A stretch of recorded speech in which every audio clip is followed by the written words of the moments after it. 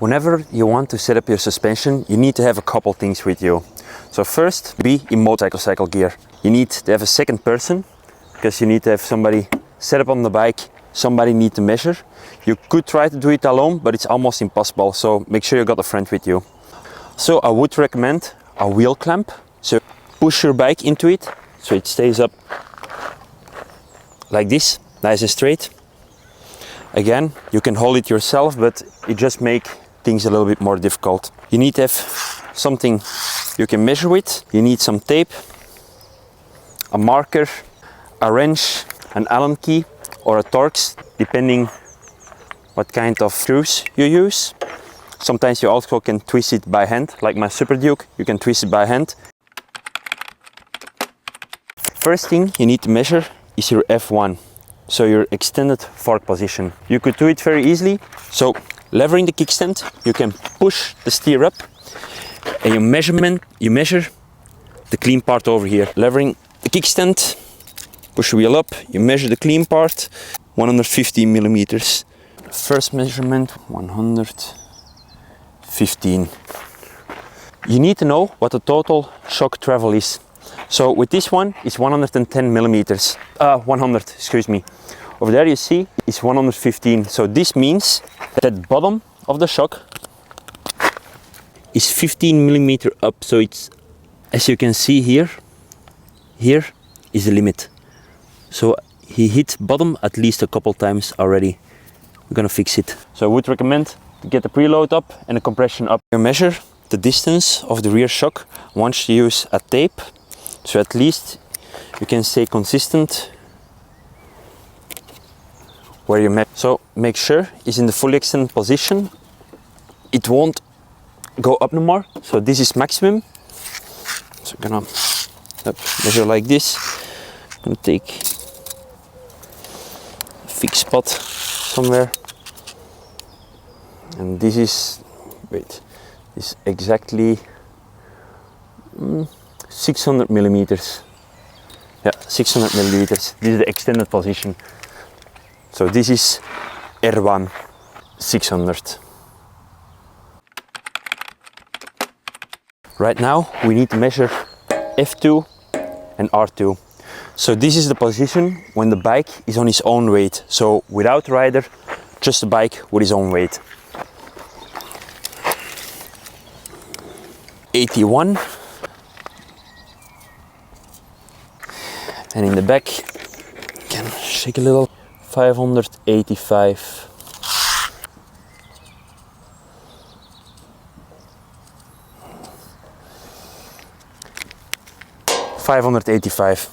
Right now we got just sag with the bike, from the bike. We get 15 millimeters of sag. This is the sweet spot. Between 10 and 15 is okay. You need to have at least 8 millimeters. We got 15 now, so this is great. Right now we need the measurements with the rider in full gear, like he normally would. So just hold steer. Yep. Okay.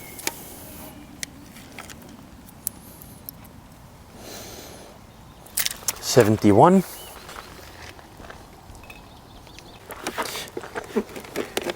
And in the back we got 565.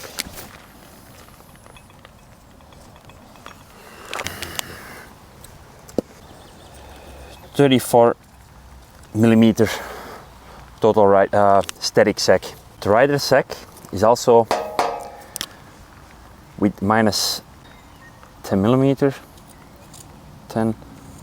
So total sag is 44 millimeters in front.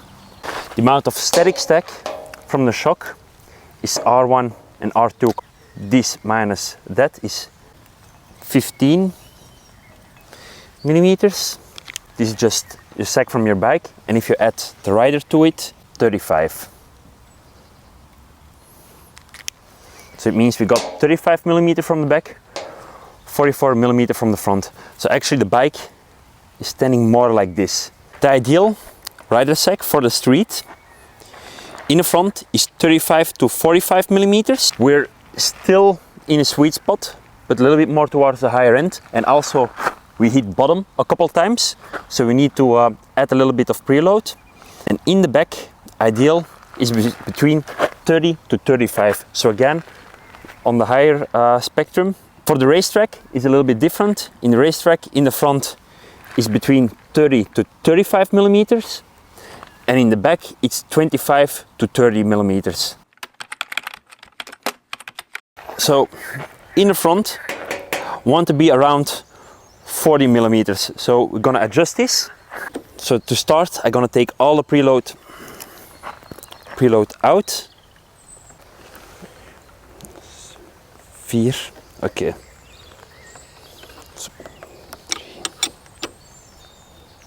Okay. Okay, yep. So with all the preload out, let's see if it made a difference. 75. We gained 4 millimeters, so it's 75. So this means we're at 40 right now. So this 40. When you're adjusting the back, what I want you to look for is that you can't really see it with this bike. But if you can see it, you're searching if this in the back, in the rear shock, if this is all the way clean, this means you hit bottom. Most of the time you get like a darker spot over here, so this means you still got some travel left. In the back, I just want to like a little bit tighter. I want to lose 2 millimeters over here, so it's about 33 millimeters. For some bikes, you need a key like this, so to make a little bit tighter up. Easiest way is to mark it a little bit, so at least you do it, you know you did a full round.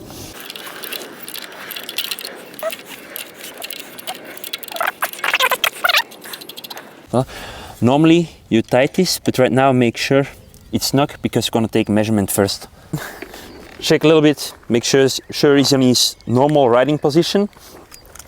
Right now we got our feet on the floor because we don't have anything to put the bike in, but this is fine also.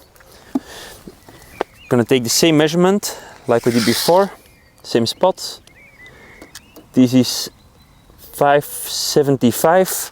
This means we add 10 millimeters. So we're at 25 right now. It's too much. Let's take half a lap out, half a turn out. So I'm gonna turn this back. I got my mark over here, so let's take a little bit out. Okay, remeasure. Same position, 570. We add 5 millimeters over here. This means we're around 30 millimeters of sag. Still gonna add a little bit.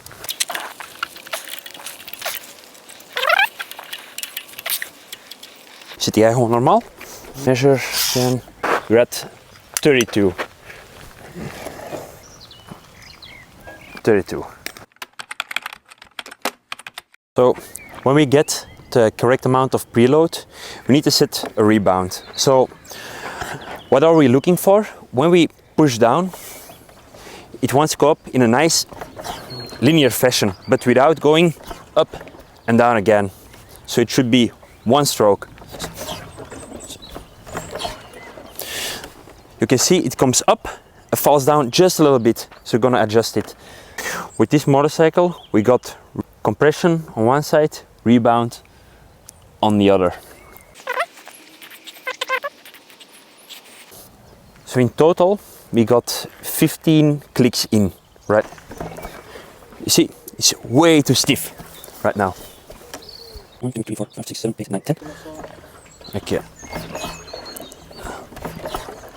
Okay, keep it at 12 right now. So with rebound in the back, we don't want you to jump up. So when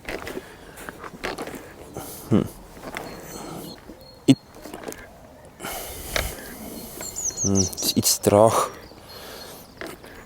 So right now the back comes up not fast enough. So we need to add a little bit rebound. So at first we're gonna see how much we got in already. 13. Gonna go 10 out. 1, 2, 3, 4, 5, 6, 7, 8, 9, 10. Wait,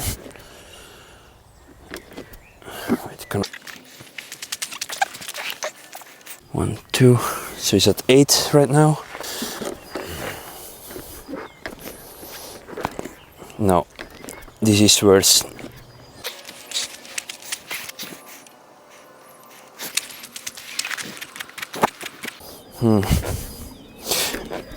It's still going slower at the top.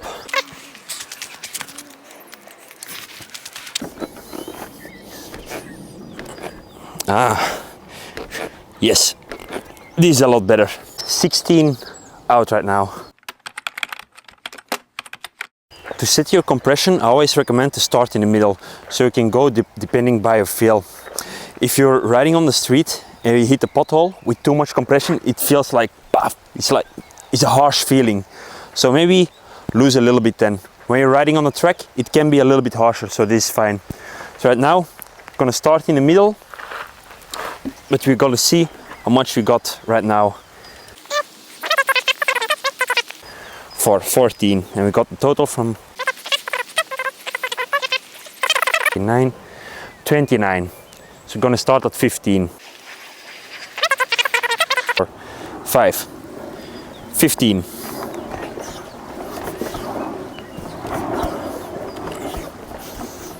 Okay, in the back, same thing. Let's see how much we got right now. 15, 18, 18. We got a total of 1.